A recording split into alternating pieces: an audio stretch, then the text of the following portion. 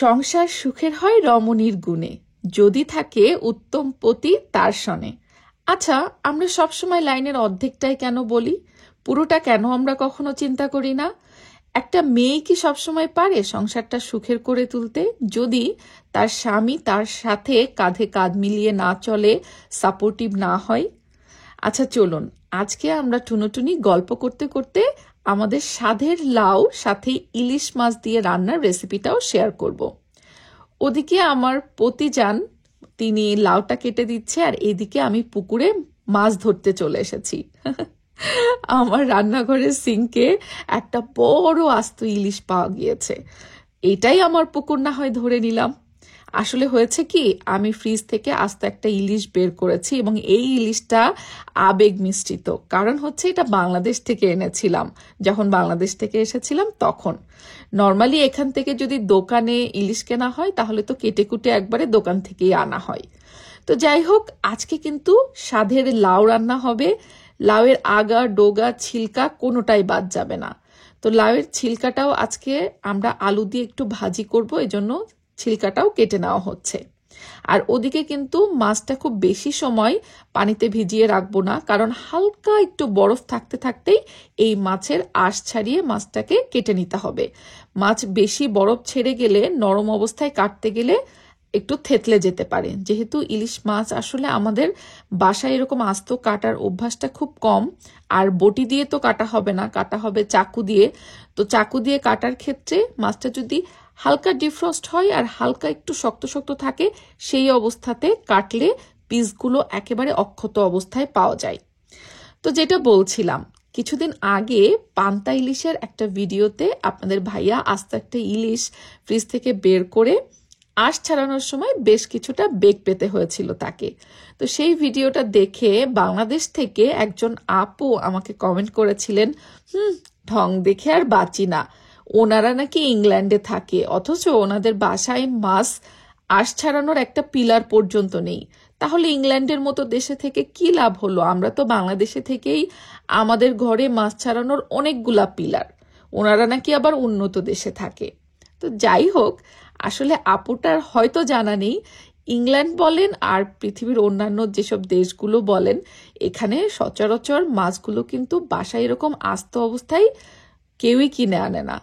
বাজার থেকে যখন কেনে এরকম ফ্রোজেন অবস্থাতেই কেনে, এবং ফ্রোজেন অবস্থাতেই মেশিনে সুন্দর করে পিস পিস করে ওরা দেয়।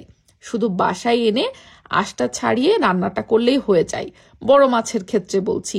আর ছোট মাছ তো এমনও পাওয়া যায় একদম কাটা বাছাই থাকে, শুধু একটু ধুয়ে নিয়ে রান্নাটা করা যায়।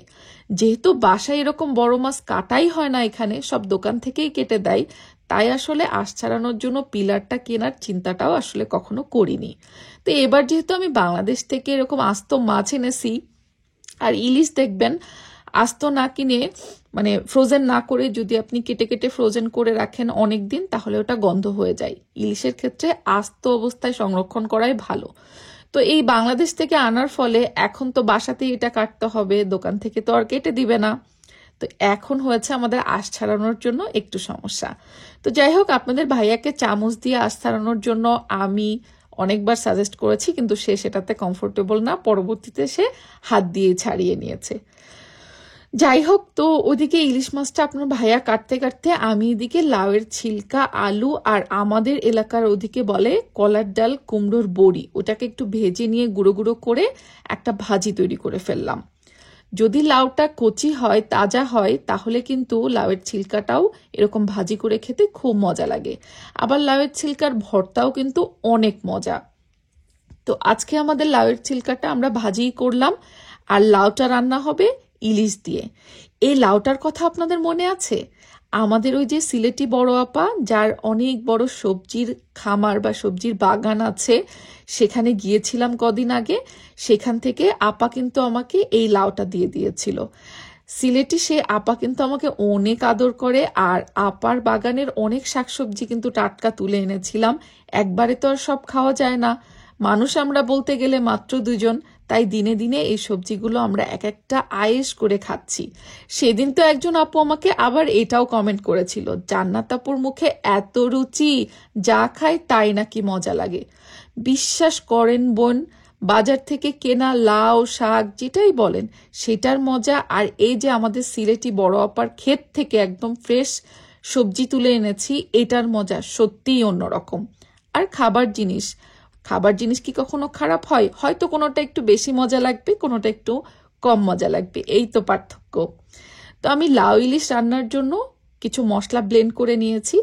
পেঁয়াজ, আস্ত জিরা, একটু কাঁচামরিচ দিয়ে একসাথে মশলাটা ব্লেন্ডারে বেটে নিয়ে মানে মিহি করে নিয়ে আমি ইলিশ মাছ ভাজির যে তেলটা ছিল সেই তেলেই মশলাটা কষিয়ে নেব।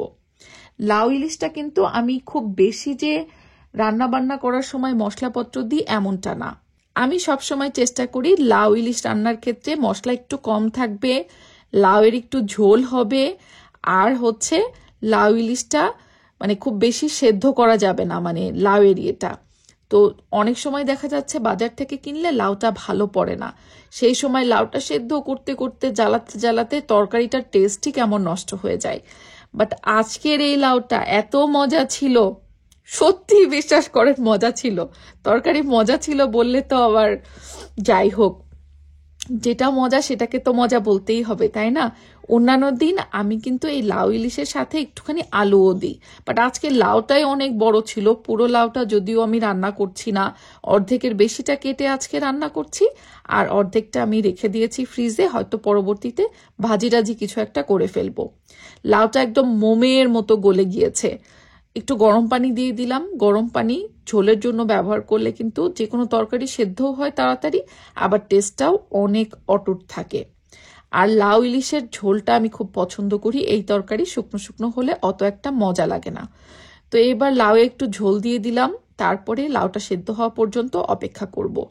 মশলা বলতে তেমন কিছুই দিইনি, মশলা যা যা দিয়েছি তা তো দেখলেনি, সাথে লবণ অ্যাড করেছি, আর কাঁচামরিচ সবার শেষে দিয়ে দিব। এটাতে অবশ্য আমি নাগা মরিচ দিয়েছিলাম, কারণ সিলেটি আপার সবজির বাগান থেকে আমরা কিছু নাগাও নিয়ে এসেছিলাম। তো এবার ভাজা ইলিশগুলো দিয়ে দিচ্ছি। আচ্ছা, আপনারা অনেকেই আছেন ইলিশে কিন্তু মানে তরকারিতে কাঁচা ইলিশ দিতে পছন্দ করেন, যেমন আমি আমার ফুলচাচিকে দেখেছি, আমার ফুলচাচি সবসময় কাঁচা ইলিশ তরকারিতে দিয়ে রান্না করে খাই। বাট আমার কাছে মনে হয় মাছটা একটু ভেজে দিলে মনে হয় বেশি মজা হয়। আর এই যে বোনেরা যারা যারা বলবেন যে ইলিশে ধনেপাতা একদম যায় না, তারা প্লিজ দূরে থাকেন, কারণ আমার স্বামী ধনেপাতা ছাড়া এই তরকারি জীবনেও খাবে না।